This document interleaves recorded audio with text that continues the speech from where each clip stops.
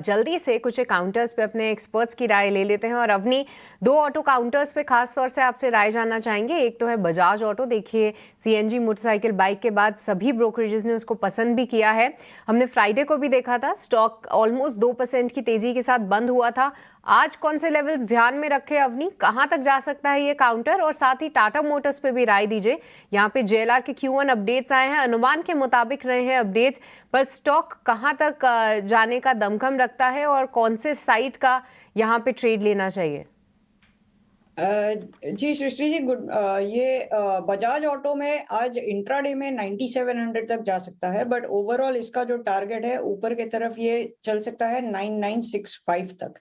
सो इसमें opening trade, as an opening trade भी ये ले सकते हैं, क्योंकि इसने काफी शॉर्ट टर्म मूविंग एवरेजेस के ऊपर भी बंद दे दिया है और अच्छे कंसोलिडेशन के बाद ये चला है काउंटर, और अच्छे वॉल्यूम के साथ फ्राइडे को वॉल्यूम भी अच्छा पिकअप हुआ था।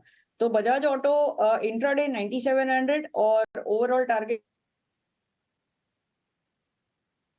9965 का रहेगा। और दूसरा कौन सा काउंटर बताया आपने? टाटा मोटर्स। टाटा मोटर्स यहाँ पे अनुमान के मुताबिक रहे हैं अपडेट्स, पर स्टॉक क्या बता रहा है टेक्निकल फ्रंट पे अवनी? जी, टाटा मोटर्स में ऊपर की तरफ बड़ी उछाल के लिए जो वॉल्यूम एक्टिविटी होनी चाहिए वो काफी सबड्यूड है। बहुत ज्यादा वॉल्यूम पिकअप हुआ नहीं है। शायद ये एक बार फिर से नीचे हमें 978 से 980 के क्षेत्र में दिखे, वहां पर आता है तो इसमें खरीदारी के मौके ढूंढ सकते हैं। ऊपर की तरफ इसका जो पहला रेजिस्टेंस है वो 1011 पे है। तो बहुत ज़्यादा अपसाइड नहीं दिख रहा है। अगर 1011 के ऊपर सस्टेन करता है कम से कम 15 मिनट के लिए, तो ये चल सकता है ऊपर के तरफ 1040 तक। ठीक है, तो टाटा मोटर्स यहाँ पे आपको कुछ लेवल्स ध्यान रखने हैं, वहां से ऊपर निकले तब आप लॉन्ग्स ले। पर एक खबर आई आशियाना हाउसिंग को लेकर और हम ये मान के चल रहे हैं और आप भी इत्तेफाक रखेंगे कि सरकार का जो फोकस है बजट हाउसिंग पर, हाउसिंग फॉर ऑल, ये कोई शॉर्ट टर्म थीम नहीं है, लंबे समय तक फोकस बना रहेगा। अच्छा, आशियाना को लेकर एक खबर ये आई है कि ये झारखंड में ग्रुप हाउसिंग प्रोजेक्ट डेवलप करेगी, जो कि सेलेबल जो एरिया है वो है करीब करीब 4.25 लाख वर्ग फुट का। आशियाना हाउसिंग ये कंपनी कैसी लग रही है सर आपको? और एक काम और कीजिएगा, बजट से जोड़ के एक और कोई शेयर बताइए हाउसिंग वाला सेगमेंट से जहां पर आपकी नजर है।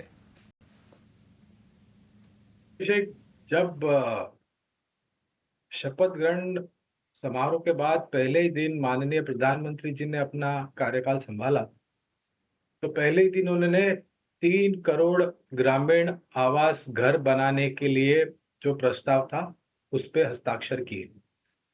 और बहुत ही स्पष्ट रूप से काफी समय से सरकार के तरफ से ग्रामीण आवास योजना, ग्रामीण सड़क योजना, affordable housing, housing for all, इस सभी तरह के प्रयास चल रहे हैं और काफी जमीनी स्तर पर काम भी हुआ है।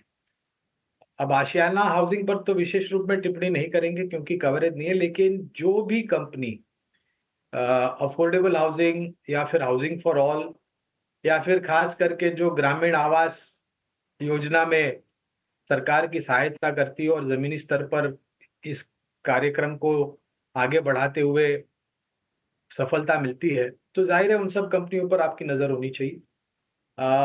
अगर हाउसिंग क्षेत्र से या फिर हाउसिंग फाइनेंस जिसे हम HFC कहते हैं, वहां से 2 कंपनियां हमारी खरीदारी की सूची पर है। एक है LIC हाउसिंग और दूसरी है कैनफिन होम्स। और हमारा मानना ये भी है कि अफोर्डेबल हाउसिंग जो है वो केवल मात्र टायर 2 टायर 3 सिटीज तक सीमित नहीं रहेगा। बड़े शहरों में भी जो बाहर के इलाके हैं वहां पर भी मेरे ख्याल से आपको काफी गतिविधि इस पर होती हुई दिखाई देगी। पर फोकस बना रहेगा। आज हाउसिंग वाले शेयर फोकस में रहेंगे भी।